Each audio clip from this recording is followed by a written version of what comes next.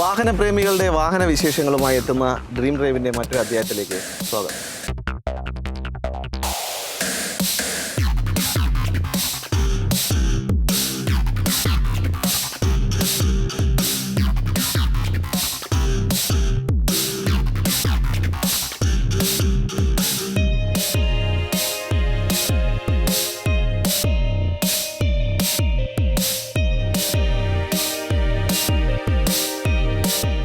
Dream ഡ്രൈവിൽ ഇന്ന് നമ്മൾ ഈ പരിചയപ്പെടാൻ പോകുന്ന വാഹനം ഓൾറെഡി നമ്മൾ ഡ്രീം ഡ്രൈവിലൂടെ പരിചയപ്പെടുത്തിയിട്ടുള്ള വാഹനം തന്നെയാണ്. ടാറ്റയുടെ നെക്സോൺ എന്നുള്ള വാഹനമാണ്.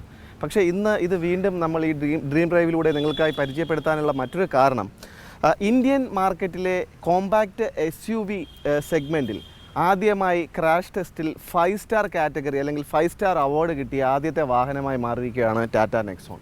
നമ്മൾ ഇതിൻ്റെ കോമ്പറ്റീറ്റേഴ്സ് ആയിട്ടുള്ള വാഹനങ്ങൾ നമുക്കറിയാം, എക്കോസ്പോർട്ട്, WRV അത്തരത്തിലുള്ള വാഹനങ്ങൾ അതിനേക്കാളും ഒരുപാട് മുകളിൽ കുറേ അല്ലെങ്കിൽ ഈ സേഫ്റ്റിക്ക് ഒരുപാട് ഇമ്പോർട്ടൻസ് കൊടുക്കുന്നു എന്ന് ടാറ്റ തെളിയിച്ചിരിക്കുകയാണ് ഒരു വട്ടം കൂടെ. ഈ വാഹനം നമ്മൾ പരിചയപ്പെടുമ്പോൾ നമുക്കറിയാമായിരുന്നു, നോർമലി ഈ വാഹനത്തിൻ്റെ എടുത്തു പറയേണ്ട 1-2 കോമ്പറ്റീറ്റേഴ്സിനേക്കാളും എടുത്തു പറയേണ്ട ഒരു കാര്യം ഇതിൻ്റെ ഗ്രൗണ്ട് ക്ലിയറൻസ് തന്നെയാണ്. ഒരു SUV അല്ലെങ്കിൽ ഒരു കോമ്പാക്റ്റ് SUV എന്ന് പറയുമ്പോൾ അതിന് വേണ്ട ഒരു ഫീൽ കിട്ടാതെ 209 mm ആണ് ഇതിൻ്റെ ആക്ച്വലി ഗ്രൗണ്ട് ക്ലിയറൻസ്. അത് നമ്മുടെ മറ്റു കോമ്പറ്റീറ്റേഴ്സിനെ വെച്ച് നോക്കുമ്പോൾ അതിനേക്കാളും കൂടുതൽ തന്നെയാണ് എന്ന് നമുക്ക് പറയാൻ കഴിയും. പിന്നെ വീൽ ബേസും ഈ കാര്യത്തിൽ ഏകദേശം മറ്റു കോമ്പറ്റീറ്റേഴ്സിനേക്കാളും കുറച്ചും കൂടെ ഒരു വ്യത്യാസം അല്ലെങ്കിൽ കുറച്ചും കൂടെ കൂടുതലാണ് ഈ വാഹനത്തിന് നൽകുക. അപ്പോൾ ഒരു ടോട്ടലി ഒരു കോമ്പാക്റ്റ് SUV ആണെങ്കിലും ഒരു SUV ഫീലിലേക്ക് ഈ വാഹനം കൊണ്ടെത്തിക്കാനായിട്ട് ടാറ്റ പല വിധത്തിലും ശ്രമിച്ചിട്ടുണ്ടെന്ന് നമുക്ക് പറയാൻ കഴിയും. ഇത് നമുക്ക് നേരത്തെ അറിയാം, നമ്മൾ ഒരിക്കൽ പരിചയപ്പെട്ടിട്ടുള്ളത് തന്നെയാണ്. വാഹനത്തിൻ്റെ പ്രൊജക്ടർ ഹെഡ് ലാമ്പ്സും പിന്നെ 16 ഇഞ്ചിൻ്റെ അലോയ്സുമാണ്. അലോയ്സിൽ മറ്റൊരു പ്രത്യേകത, വളരെ ക്ലാസ് ലുക്കിലുള്ള ഒരു അലോയ്സാണ് ഈ വാഹനത്തിന് നൽകിയിട്ടുള്ളത്. പിന്നെ മറ്റൊന്ന്, ഈ വാഹനത്തിന് ഒരു എന്താ പറയുക 3 മോഡ്, അത് ഫസ്റ്റ് ഇൻ സെഗ്മെൻ്റ് എന്ന് തന്നെയെങ്കിലും പറയാം. കാരണം എക്കോസ്പോർട്ടിലൊന്നും അല്ലെങ്കിൽ WRVയിലും ഇല്ലാത്ത ഒരു ഫീച്ചറാണെന്നാണ് കമ്പനി അവകാശപ്പെടുന്നത്. അത് 3 മോഡ് എന്ന് പറയുമ്പോൾ, ഒന്ന് ഡ്രൈവിൽ തന്നെ ഇത് എക്കോ മോഡുണ്ട്, സ്പോർട്ട് മോഡുണ്ട്, അതുപോലെ തന്നെ എന്താ പറയുക സിറ്റി മോഡുണ്ട്. ഈ 3 മോഡിലും നമുക്ക് വാഹനം ഡ്രൈവ് ചെയ്യുമ്പോൾ ഒരു ഡ്രൈവ് എത്രത്തോളം ആസ്വദിക്കാൻ കഴിയും, അല്ലെങ്കിൽ ഒരു ഡ്രൈവ് ചെയ്യുന്ന വ്യക്തിയുടെ ഇഷ്ടത്തിനനുസരിച്ചിട്ട് 3 മോഡിലും, സിറ്റിയിൽ ഓടിക്കുമ്പോൾ സിറ്റി മോഡിലും, എക്കണോമിക്കായിട്ട് മൈലേജ് നോക്കിയിട്ടാണ് ഓടിക്കുന്നതെങ്കിൽ ആ ഒരു മോഡിലും, സ്പോർട്ട് ഇച്ചിരി കുറച്ചൊന്ന് സ്പോർട്ടി ആയിട്ട് വാഹനം ഓടിക്കുന്നു എന്ന് ഇഷ്ടമുള്ള വാഹനപ്രേമികൾക്ക് അത്തരത്തിലുള്ള ഒരു ഡ്രൈവും ഈ വാഹനം നൽകുന്നു എന്നത് മറ്റൊരു പ്രത്യേകത തന്നെയാണ്. പിന്നെ ഈ വാഹനത്തിൻ്റെ ഒരു വളരെ എടുത്തു പറയേണ്ട മറ്റൊരു കാര്യം, വേരിയൻസിൽ നൽകിയിരിക്കുന്ന ഒരു വ്യത്യസ്തതയാണ്. അത് കോമ്പറ്റീറ്റേഴ്സ് വാഹനങ്ങളിൽ പെട്രോൾ വേരിയൻറ്റിലും ഡീസൽ വേരിയൻറ്റിലും 1.5 തന്നെയാണ്, 1.5 ലിറ്ററാണ് നൽകിയിരിക്കുമ്പോൾ, ഈ പറയുന്ന ടാറ്റ നെക്സോണിലേക്ക് വരുമ്പോൾ അത് പെട്രോൾ വേരിയൻറ്റിൽ 1.2 ടർബോ ചാർജിങ്ങും ഡീസൽ വേരിയൻറ്റിലേക്ക് പോകുമ്പോൾ 1.5 ടർബോ ചാർജിങ്ങിലുമായിട്ടാണ് വാഹനത്തിൻ്റെ എൻജിൻ ഡിസൈൻ ചെയ്തിരിക്കുന്നത്. അപ്പോൾ അത് തന്നെ ഈ വാഹനത്തിൻ്റെ മൊത്തത്തിലുള്ള ഒരു, നമുക്ക് നേരത്തെ നമ്മൾ പരിചയപ്പെടുത്തിയത് കൊണ്ടാണ് ഞാൻ ഓരോ ഫീച്ചറും എടുത്തു പറയാത്തത്. പിന്നെ ഇതിൻ്റെ നമുക്ക് എടുത്തു പറയേണ്ട ഒരു കാര്യം തന്നെയാണ് അതിൻ്റെ ഫില്ലൻ ഐയുടെ ഷേപ്പിലുള്ള, അതായത് ഒരു പ്രത്യേക രീതിയിലുള്ളൊരു പൂച്ചക്കുട്ടിയുണ്ട്. ആ പൂച്ചേൻ്റെ കണ്ണിൻ്റെ ഷേപ്പിലാണ് ഇതിൻ്റെ DRLസും പ്രൊജക്ടർ ലാമ്പിൻ്റെ ഈ ഒരു ഷേപ്പും നൽകിയിരിക്കുന്നത്. ഇത്രയും നമുക്ക് വാഹനത്തിൻ്റെ അത് ആക്ച്വലി വാഹനത്തിൻ്റെ അപ്പിയറൻസ് അല്ലെങ്കിൽ റോഡ് പ്രസൻസ് കൂട്ടാനായിട്ട് സഹായിക്കുന്ന രീതിയിലാണ്. ഇപ്പോൾ 6 നിറങ്ങളിലാണ് ഈ വാഹനം അവതരിപ്പിച്ചിരിക്കുന്നത്. കൂടാണ്ട് തന്നെ ഈ പറയുന്ന റൂഫ് റെയിൽസ് മൊത്തത്തിൽ ഒരു സ്പോർട്ടി വാഹനത്തോടൊപ്പം തന്നെ ഒരു കോമ്പാക്റ്റ് SUV ലുക്ക് കിട്ടുന്ന രീതിയിൽ തന്നെയാണ് വാഹനത്തിൻ്റെ ടോട്ടലി ഉള്ള ഒരു ഡിസൈനിങ് എന്ന് നമുക്ക് പറയാൻ കഴിയും. നമ്മൾ ഈ കണ്ടുകൊണ്ടിരിക്കുന്ന വാഹനം മൊറോക്കൺ ബ്ലൂവും റെറ്റിന ഓറഞ്ചുമാണ്. ഈ 2 വാഹനത്തിൻ്റെ ഒരു പ്രത്യേകത, ഇത് ഒരു ഡ്യുവൽ ടോൺ ആണ്. കുറച്ചൊരു സ്പോർട്ടി ലുക്ക്, ഒരു സ്പോർട്ടിനെസ് ആഗ്രഹിക്കുന്ന വാഹനപ്രേമികൾക്ക് തീർച്ചയായും പർച്ചേസ് ചെയ്യാവുന്ന ഒരു രീതിയിലാണ് ഈ വാഹനം ഡിസൈൻ ചെയ്തിരിക്കുന്നത്. അതിൻ്റെ കളർ ടോൺ വരെ കൊണ്ടുവന്നിരിക്കുന്നത്.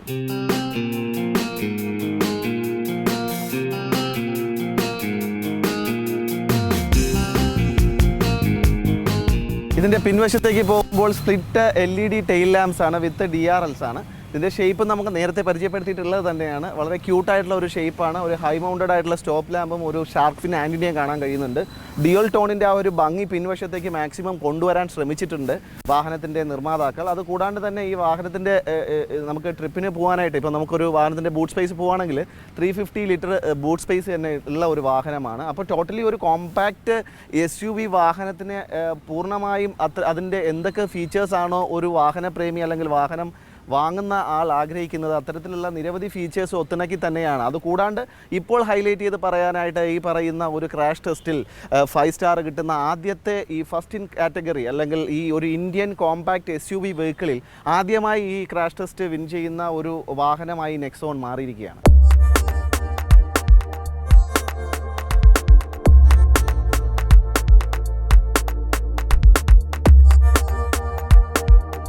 ഈ വാഹനത്തിൻ്റെ ഇൻറ്റീരിയർ വളരെ ക്ലാസ് ആയിട്ടാണ് നമുക്ക് നേരത്തെ പരിചയപ്പെട്ടിട്ടുള്ളത് തന്നെയാണ്. ഒരു 3 ടോൺ ആയിട്ടുള്ള ഒരു ഇൻറ്റീരിയർ ഡിസൈനിങ് ആണ് ഈ വാഹനത്തിൽ നൽകിയിരിക്കുന്നത്. ഡാഷ്ബോർഡ് ഉൾപ്പെടെ 3 ടോൺ ആയിട്ടാണ് നൽകിയിരിക്കുന്നത്.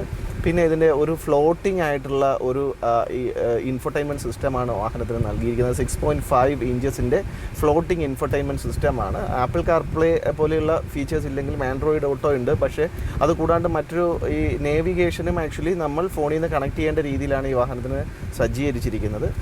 ഈ വാഹനത്തിൻ്റെ ഈ പറയുന്ന front dual air bags standard ആയിട്ടാണ് ഈ വാഹനത്തിന് നൽകിയിരിക്കുന്നത്. ഫ്രണ്ട് ഡ്യുവൽ എയർ ബാഗ്സ് അത് ഒരു സേഫ്റ്റിയുടെ ഭാഗമായിട്ട് നൽകുന്നു. പിന്നെ എടുത്തു പറയേണ്ടത് ഇപ്പോൾ ഈ ക്രാഷ് ടെസ്റ്റ് വിൻ ചെയ്ത് വന്നിരിക്കുന്ന ഈ വാഹനത്തിന് ആക്ച്വലി നേരത്തെ ഡ്രൈവർ സീറ്റിൽ മാത്രമുണ്ടായിരുന്ന ഡ്രൈവിംഗ് അല്ലെങ്കിൽ സീറ്റ് ബെൽറ്റ് ധരിച്ചില്ലെങ്കിൽ ഡ്രൈവർ സീറ്റ് ബെൽറ്റ് ധരിച്ചിട്ടില്ലെങ്കിലുള്ള അലാറം ആ ഒരു ഇൻഡിക്കേഷൻ അതിപ്പോൾ കോ ഡ്രൈവർ സീറ്റിൽ കൂടെ നൽകിയിട്ടുണ്ട്. പിന്നെ വളരെ ഫ്ലോട്ടിംഗ് ആയിട്ടുള്ള ഈ ഒരു സെൻറ്റർ ഫേസ് ചെയ്യുന്ന താഴേക്ക് വരുമ്പോൾ വളരെ എലഗൻ്റ് ആയിട്ടുള്ള ഒരു സെൻറ്റർ കൺസോളാണ് നൽകിയിരിക്കുന്നത്. നമുക്ക് അതിൽ തന്നെ 3 മോഡ്, അതായത് ഫസ്റ്റ് ഇൻ സെഗ്മെൻ്റ് എന്ന് നമുക്ക് അവകാശപ്പെടാൻ കഴിയുന്ന ഈ വാഹനത്തിന് കമ്പനി അവകാശപ്പെടുന്ന 3 മോഡ് നമുക്ക് കാണാൻ പറ്റുന്നത് button actually eco, sport and city. ഈ 3 മോഡിലും വാഹനത്തിൻ്റെ സ്പീഡ് അല്ലെങ്കിൽ നമ്മൾ ഓടിക്കുന്ന മോഡ് നമുക്ക് മാറ്റാൻ കഴിയും. ഈ പറയുന്ന ഒരു eco and city and sport എന്ന് പറഞ്ഞ 3 മോഡ് അത് ഈ ഒരു കോമ്പറ്റീറ്റർ വാഹനങ്ങൾക്കും നൽകിയിട്ടില്ല എന്ന് കമ്പനി അവകാശപ്പെടുന്ന ഫസ്റ്റ് ഇൻ സെഗ്മെൻ്റ് ആയിട്ടുള്ള ഒരു ഫീച്ചർ തന്നെയാണ്. ഓട്ടോ AC ആണ്, നമുക്ക് നേരത്തെ അറിയാവുന്ന കാര്യങ്ങൾ തന്നെയാണ്. പിന്നെ വളരെ ക്ലാസി ആയിട്ടുള്ള ഒരു ലുക്ക് വാഹനത്തിൻ്റെ ഇൻറ്റീരിയർ മൊത്തത്തിൽ ഒന്ന് ഡിസൈൻ ചെയ്യുന്നതിൽ വാഹന നിർമ്മാതാക്കൾ ശ്രദ്ധിച്ചിട്ടുണ്ടെന്ന് തന്നെ പറയാം. ഒരു ലൈറ്റും ആംബിയൻ ലൈറ്റും ബാക്കിയുള്ള കാര്യങ്ങളൊക്കെ വളരെ ഒരു എന്താ പറയുക യൂസ്ഫുൾ ആകുന്ന രീതിയിലാണ്. പിന്നെ ഈ സെൻറ്റർ കൺസോൾ ഞാൻ പറഞ്ഞായിരുന്നു, വളരെ ക്ലാസ് അല്ല എലഗൻ്റ് ആയിട്ടുള്ള ഒരു സെൻറ്റർ കൺസോളാണ്. ഈ സെൻറ്റർ കൺസോളിൽ ആക്ച്വലി ഇത് സ്ലൈഡിങ് ആയിട്ടുള്ള ഓപ്ഷൻസ് ഉണ്ട് നമുക്ക് ആവശ്യത്തിനുള്ള. അതും വളരെ യൂസ്ഫുൾ ആകുന്ന രീതിയിൽ വളരെ ലോജിക്കലായിട്ടുള്ള രീതിയിൽ തന്നെയാണ് ഈ പറയുന്ന കൺസോൾ ഡിസൈൻ ചെയ്തിരിക്കുന്നത്. നമുക്ക് ഇവിടെയും ഒരു സ്പേസ് ഉണ്ട്. ഇത് 6 സ്പീഡാണ്. 6 സ്പീഡ് മാനുവൽ ആൻഡ് ഓട്ടോമാറ്റിക് രണ്ടാണെങ്കിലും 6 സ്പീഡ് ട്രാൻസ്മിഷനുള്ള വാഹനമാണ്.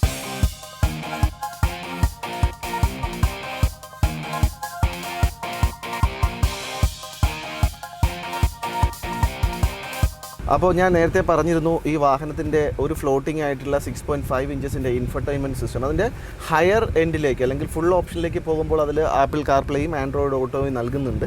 പിന്നിലുള്ള താഴേക്ക് വരുന്ന വേരിയൻറ്റിൽ ആപ്പിൾ കാർപ്ലേയും ആൻഡ്രോയിഡ് ഓട്ടോ ഉണ്ട്. പക്ഷേ ആപ്പിൾ കാർപ്ലേ ഇല്ലാത്ത രീതിയിലാണ് ഈ ഇൻഫർടൈൻമെൻറ്റ് സിസ്റ്റം നൽകിയിരിക്കുന്നത്. ഹർമൻ്റെ ഇൻഫർടൈൻമെൻറ്റ് സിസ്റ്റമാണ്. അത്ര ഒരു നല്ല ഹൈ ക്വാളിറ്റി ആയിട്ടുള്ള മ്യൂസിക് സിസ്റ്റം തന്നെയാണത്. പിന്നെ ഈ വാഹനത്തിൽ നമുക്ക് ഈ പറഞ്ഞ പോലെ സെൻട്രൽ കൺസോൾ ഞാൻ പറഞ്ഞിട്ടുണ്ടായിരുന്നു. വാഹനം മൊത്തത്തിൽ നമുക്ക് 110 PS ആണ് ഈ വാഹനത്തിൻ്റെ പവർ. അത് വളരെയധികം ഒരു എന്താ പറയുക ഒരു SUVയുടെ ഒരു കംഫർട്ടിലേക്ക് നമ്മളെ എത്തിക്കുന്ന രീതിയിലുള്ള ഒരു വാഹനമായിട്ട് തന്നെ നമുക്ക് ഫീൽ ചെയ്യാം. പിന്നെ വീൽ ബേസും ഈ പറയുന്ന ഗ്രൗണ്ട് ക്ലിയറൻസും കോമ്പറ്റീറ്റേഴ്സിനേക്കാളും കൂടുതൽ നൽകിയിട്ടുള്ളത് നമുക്കൊരു എന്താ പറയുക ഒരു വളരെ ട്രാവലിംഗ് കംഫർട്ടും ഒരു SUVയുടെ എല്ലാ രീതിയിലുള്ള സുഖ സൗകര്യങ്ങളും ഒരു യാത്രയ്ക്ക് ആ ഒരു യാത്രാ സുഖവും കിട്ടുന്ന രീതിയിലാണ് ടാറ്റ നെക്സോൺ എന്ന് പറയുന്ന ഈ വാഹനം ഇപ്പോൾ വിപണിയിൽ അവതരിപ്പിച്ചിരിക്കുന്നത്.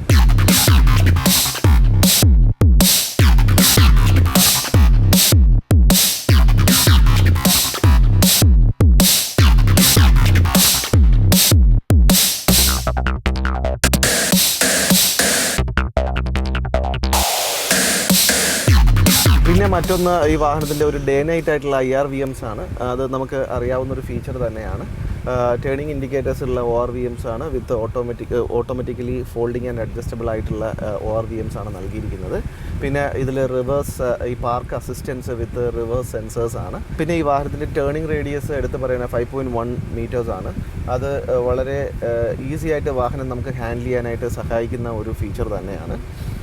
പിന്നെ ഈ വാഹനം നമ്മൾ ഈ എല്ലാ സ്റ്റാൻഡേർഡായിട്ട് തന്നെ ABS ആൻഡ് EBD ഫെസിലിറ്റിയാണ് ബ്രേക്കിംഗ്. അപ്പോൾ ഈ പറയുന്ന സേഫ്റ്റിക്ക് വളരെയധികം ഇമ്പോർട്ടൻസ് ഈ വാഹനത്തിന് ടാറ്റ നൽകിയിരിക്കുന്നു എന്ന് തന്നെ പറയാൻ കഴിയും.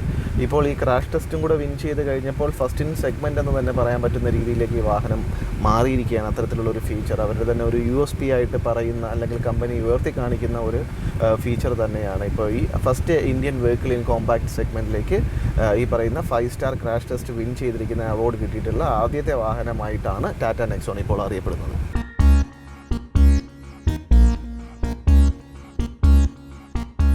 6 നിറങ്ങളിലായിട്ടാണ് ഈ വാഹനം ഇപ്പോൾ വിപണിയിൽ അവതരിപ്പിച്ചിരിക്കുന്നത്. Moroccan blue, Vermont red, Calgary white, Seattle silver, Glasgow grey and Etna orange. Welcome to celebrity segment.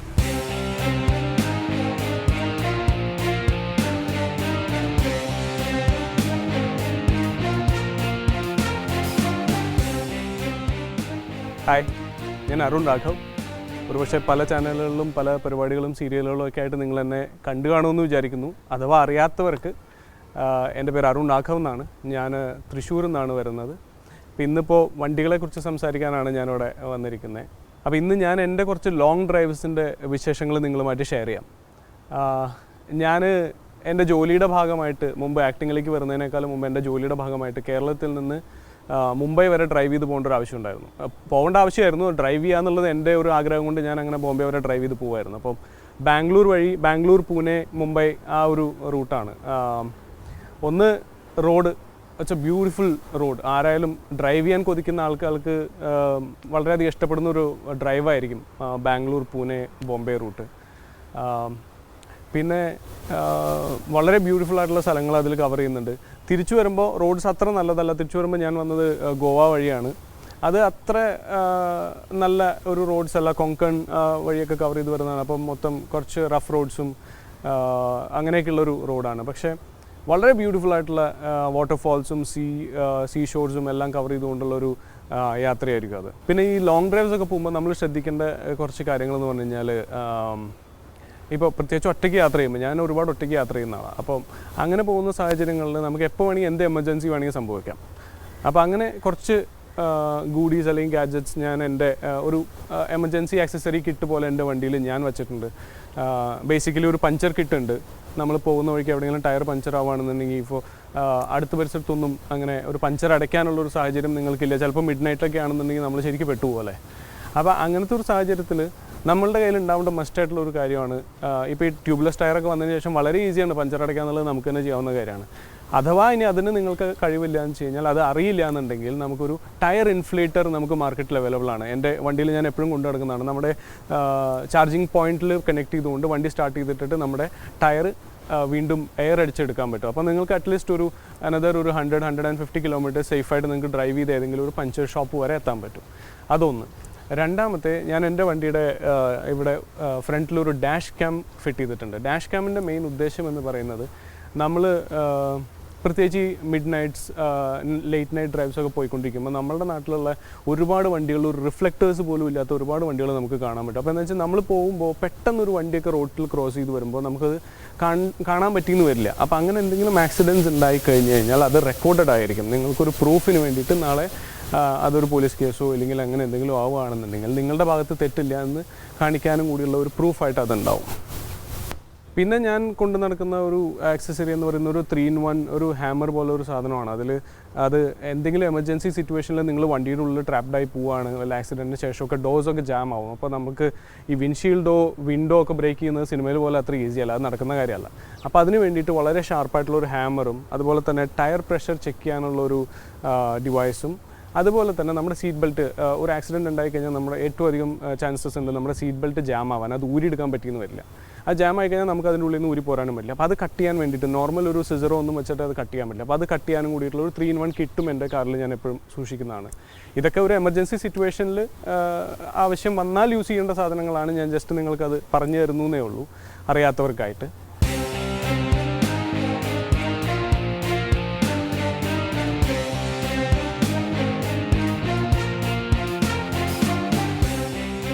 ഇതൊക്കെ നാട്ടിൽ സെറ്റിൽ ആയതിനു ശേഷമാണ് ഇതെടുത്തത്. അപ്പോൾ ഒരുപാട് യാത്രകൾ ഫാമിലി ആയിട്ടാണ് ഈ വണ്ടിയിൽ ഉണ്ടായിട്ടുള്ളത്. പിന്നെ എൻ്റെ ഷൂട്ടിൻ്റെ ആവശ്യത്തിനായിട്ട്. അപ്പോൾ ഇത് എൻ്റെ ഒരു മൊബൈൽ ഹൗസാണ് ശരിക്കും പറഞ്ഞാൽ. രാജേഷ് ചേട്ടനൊക്കെ എപ്പോഴും കളിയാക്കും, രാജേഷ് ഹെബ്ബാർ, സാജൻ സൂര്യൊക്കെ അവരൊക്കെ എപ്പോഴും കളിയാക്കും. എന്ന് വെച്ചാൽ എൻ്റെ ഡിക്കി നിറച്ചൊരു ചെറിയ വീട്ടിലുള്ള സാധനങ്ങളുണ്ട്. ഞാൻ എപ്പോഴും ഷൂട്ടിന് വരുമ്പോൾ ഒരു 10-20 ദിവസത്തേക്കുള്ള യാത്രയായിരിക്കും. അപ്പോൾ എൻ്റെ ഫുൾ സാധനങ്ങൾ ഈ വണ്ടിയിൽ ഇട്ടുകൊണ്ടാണ് യാത്ര. അപ്പോൾ അങ്ങനെ ഒരുപാട് ലോങ് പോയിട്ടുള്ള കുറേ കഥകൾ ഈ കാറിന് പറയാനുണ്ടാവും. അപ്പം ഇപ്പോൾ റീസെൻ്റ്ലി പോയതെന്ന് പറഞ്ഞാൽ ഇപ്പോൾ ഈ ഡിസംബറിൽ എൻ്റെ മകൻ്റെ ബർത്ത്ഡേ ആഘോഷിക്കാനായിട്ട് ഞങ്ങൾ മൂന്നാർ പോയിരുന്നു. അപ്പോൾ അന്ന് പോകുമ്പോൾ എനിക്കറിയില്ല മൂന്നാറിലെ ഇപ്പോഴത്തെ റോഡിൻ്റെ സ്ഥിതി എന്താണെന്നുള്ളത്. പലരും പറഞ്ഞു, ചിലർ പറഞ്ഞു മോശമാണ്, ചിലർ പറഞ്ഞു ഇപ്പോൾ എല്ലാം ക്ലിയർ ആയി എന്നൊക്കെ പറഞ്ഞു. അങ്ങനെ നമ്മൾ പോകാൻ തീരുമാനിച്ച് ഇവിടുന്ന് ഇറങ്ങി രണ്ടും കൽപ്പിച്ച് അങ്ങനെ ഇറങ്ങി അവിടെ എത്തി. അപ്പോൾ ഞങ്ങൾക്ക് പോകേണ്ടത് മൂന്നാറിൽ നിന്ന് ഓൾമോസ്റ്റ് ഒരു 16-17 കിലോമീറ്റർ പിന്നെയും പോകണമായിരുന്നു. അപ്പോൾ നമ്മളിപ്പോൾ എല്ലാവരും ഡിപ്പെൻഡ് ചെയ്യുന്നത് ഗൂഗിൾ മാപ്സിനെ അല്ലെങ്കിൽ ഏതെങ്കിലും ഒരു GPS സിസ്റ്റമാണ് നമ്മളെല്ലാം ഒരുവിധം ആളുകളൊക്കെ ഇപ്പോൾ യാത്ര ചെയ്യുമ്പോൾ നമ്മൾ ഡിപ്പെൻഡ് ചെയ്യുന്നത്. അപ്പോൾ ഞാനും അങ്ങനെ എനിക്ക് പോകേണ്ട സ്ഥലം ഞാൻ ഗൂഗിൾ മാപ്പിൽ സെറ്റ് ചെയ്തിട്ടാണ് നമ്മൾ പോയത്. അപ്പോൾ ഇത് മൂന്നാർ എത്തുന്നതിനേക്കാൾ മുമ്പ് വലത്തോട്ട് തിരിഞ്ഞൊരു വഴിയാണ് കാണിച്ചത്. നമ്മൾ ആ വഴിക്ക് കയറി ഓൾമോസ്റ്റ് ഒരു 5 കിലോമീറ്റർ വരെ വലിയ പ്രശ്നമൊന്നും ഉണ്ടായില്ല. പിന്നെ അവിടെ നിന്ന് അങ്ങോട്ട് റോഡിൻ്റെ അവസ്ഥയൊക്കെ കണ്ടപ്പോൾ നമ്മൾക്ക് പേടിയാവാൻ തുടങ്ങി. ലിറ്ററലി ആ ഒരു ഫ്ലഡിന് ശേഷമുണ്ടായ ഒരു ഭീകരത നമുക്കവിടെ കാണാൻ പറ്റി. ഒരു 4x4 വണ്ടി പോകാൻ പോലും ബുദ്ധിമുട്ടുള്ളൊരു വഴിയാണ് ശരിക്കും. നമ്മളവിടെ കഷ്ടപ്പെട്ട് കുറച്ച് ബുദ്ധിമുട്ടിയെങ്കിലും അധികം ഞങ്ങളെ ബുദ്ധിമുട്ടിപ്പിക്കാതെ ഈ ലാൻഡ്ര ഞങ്ങളെ അവിടെ എത്തിച്ചു. അവിടെ ചെന്ന് നമ്മൾ താമസിച്ച റിസോർട്ടിൻ്റെ ആൾക്കാരുടെ അടുത്ത് നമ്മൾ വന്ന വഴി പറഞ്ഞപ്പോഴാണ് അവർ പറഞ്ഞത് ജീപ്പുകാർ പോലും വരാൻ മടിക്കുന്നൊരു വഴിയായിരുന്നു അത്. നമുക്ക് അപ്പം അതിൻ്റെ ഭീകരത മനസ്സിലായില്ല. ഇതിൻ്റെ ഫോട്ടോസൊക്കെ നമ്മൾ ആ പോണ വഴിക്കൊക്കെ പലതും എടുത്തു വെച്ച് പിന്നീട് കാണുമ്പോൾ നമുക്ക് തന്നെ പേടിയാവാൻ തുടങ്ങി. ഈ വഴി കൂടെ ഈ കാറും വെച്ച് ഇതിനധികം ഗ്രൗണ്ട് ക്ലിയറൻസ് ഒന്നുമില്ല. ഇങ്ങനെ ഒരു വണ്ടിയും വെച്ച് നമ്മൾ അവിടെ എത്തിപ്പെട്ടത് തന്നെ വലിയൊരു ഭാഗ്യമായിരുന്നു. അപ്പോൾ അങ്ങനെ ഒരു ഇൻസിഡൻസ് ഇപ്പോൾ അതിപ്പോൾ ഈ ഡിസംബറിലാണ്, ഈ റീസെൻ്റ്ലി ഉണ്ടായ ഒരു കാര്യമാണ്. അപ്പോൾ ഇതൊരു മൂന്നാർ പോകുന്നവർക്ക് ഇപ്പോൾ പോകാൻ നിൽക്കുന്നവർക്കുള്ളൊരു അഡ്വൈസും കൂടിയാണ്. അവിടുത്തെ റോഡ് കുറച്ച് പ്രശ്നങ്ങളുണ്ട് അവിടെ ഇവിടെയൊക്കെ. അപ്പോൾ അത് മനസ്സിൽ വെച്ചുകൊണ്ട് വേണം യാത്ര ചെയ്യാനായിട്ട്.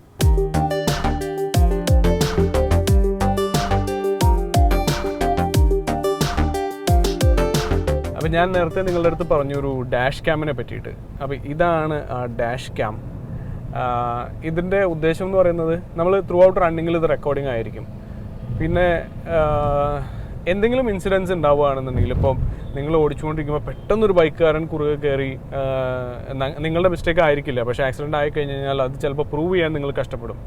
അപ്പോൾ അതിന് വളരെ ഒരു യൂസ്ഫുൾ ആയിട്ടുള്ള ഒരു ഇതാണ്. അപ്പോൾ ഞാൻ എൻ്റെ ലൈഫിൽ ഇൻസിഡൻറ്റ് ഒന്നും ഉണ്ടായിട്ടുള്ളത് അത് എനിക്കല്ല, വേറൊരാൾക്കാണ് ഉപകരിച്ചത്.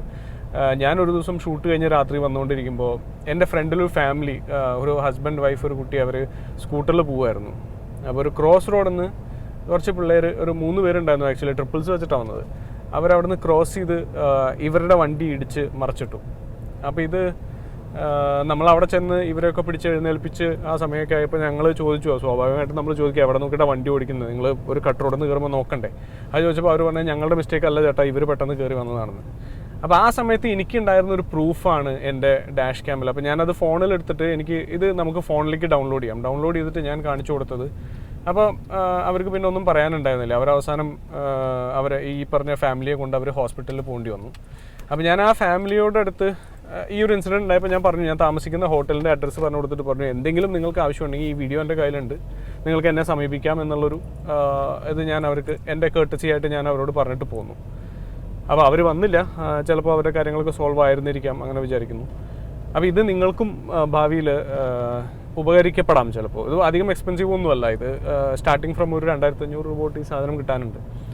പക്ഷേ വയ്ക്കുമ്പോൾ കുറച്ചും കൂടി ക്വാളിറ്റി കൂടിയിട്ടുള്ള ഒരു 4000-5000 ബഡ്ജറ്റിൽ വരുന്ന നല്ല സാധനങ്ങളുണ്ട്. അത് വെച്ച് കഴിഞ്ഞാൽ ഇതൊക്കെ ഒരു 1 ടൈം ഇൻവെസ്റ്റ്മെൻറ്റ് ആണ്. ഒരിക്കൽ നിങ്ങൾ വെച്ച് കഴിഞ്ഞാൽ പിന്നെ അത് മെയിൻ്റനൻസോ അങ്ങനെ കംപ്ലയിൻസോ ഒന്നും അധികം വരാത്തൊരു സാധനമാണ്. ഞാനിതിപ്പോൾ ഓൾമോസ്റ്റ് ഒരു 1.5 വർഷത്തിൽ മേലെ എൻ്റെ കാറിൽ ഞാൻ അത് വെച്ചിട്ട് ഇതേവരെ എനിക്ക് അങ്ങനെ പ്രശ്നമൊന്നും ഉണ്ടായിട്ടില്ല.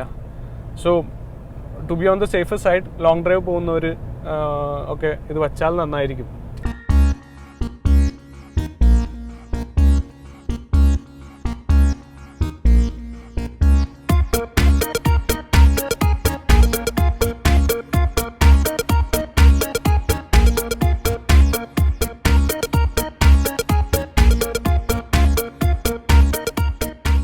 അപ്പോൾ അടുത്ത ആഴ്ച മറ്റൊരു വാഹനത്തിൻ്റെ വിശേഷവുമായി കണ്ടുമുട്ടാം. Till then this is your Sajan signing off. Love you all, take care and keep watching Kaumudi.